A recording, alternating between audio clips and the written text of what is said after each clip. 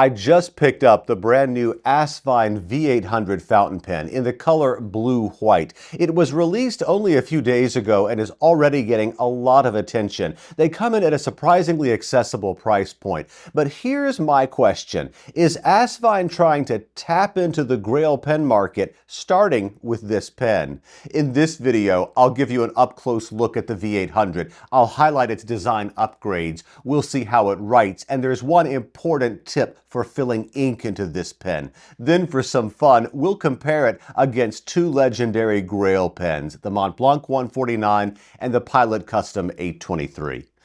Hello, I'm Scott, and fountain pens are a hobby for me. Plus, here on my channel, I explore timeless living, classic mint style, and the traditions of quiet luxury from my real-life experiences, including with this pen, and I've got new videos every week. Hit subscribe if that sounds interesting. So this is the Asvine V800, a much closer look. Again, mine is blue-white. They're a hand-turned acrylic body pen, which theoretically means no two are identical. Multicolor acrylics are interesting in fountain pen design right now, and this is Asvine's take on the style.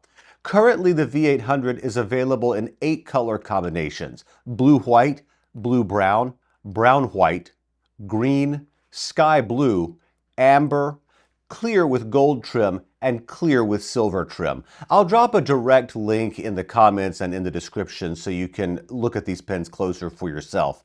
Each version comes fitted with a number 8 stainless steel nib offered in extra fine, fine, medium, and stub sizes. There are a few noticeable differences compared to earlier Asvine models. The clip design is new, for one, and the cap band is especially striking. On mine, it's silver-colored, flanked by embossed patterned rings with the Asvine name laser engraved for a refined look. One of the most interesting upgrades on the V800 is at the vacuum filler tail. The blind cap unscrews more smoothly than some earlier Asvine models I've used. The machining of the grooves here feels more precise against the acrylic body, and I think that's a nice upgrade. The acrylic itself on this pen feels substantial in hand. It's closer, much closer to a premium resin pen than a budget one.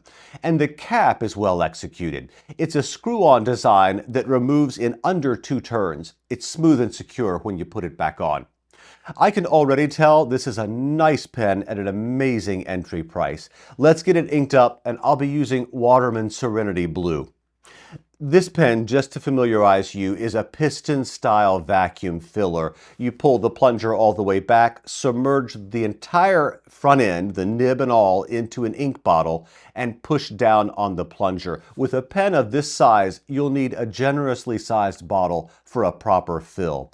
There's an important note. Asvine mentions that for the first fill, you'll only draw about 30 to 35% of the ink capacity. And on my first take, what did we get? This is a bit shy of 1/3 capacity. I pulled back just a little at the end. It's enough for today's writing test. Now to paper.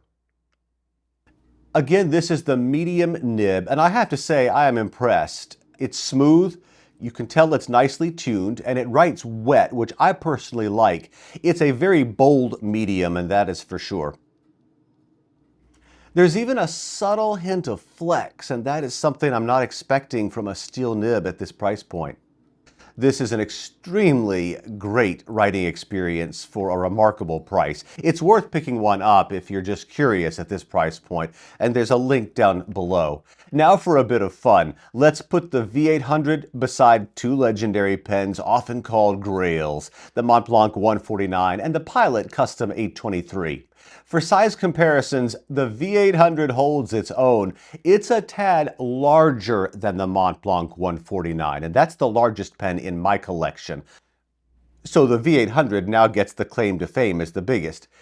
In hand, the Montblanc has that signature resin weight, while the V800's tactile feel reminds me a little more of the Pilot 823. Of course, the Montblanc and the Pilot both carry gold nibs and exceptional craftsmanship, but the writing experience on the V800 is really pleasant, and the build quality and the feel in hand are honestly quite nice. So, what do you think? Is Asvine using the V800 introduction to build towards a grail tier status in the future? They've certainly been moving in a nice direction with consistent upgrades and design improvements across the years. And I'd say this release earns the attention it's getting right now. For an affordable entry price, the Asvine V800 isn't just impressive, it's a pen that feels like it wants to be in the same conversations as the legends. Thanks for being here.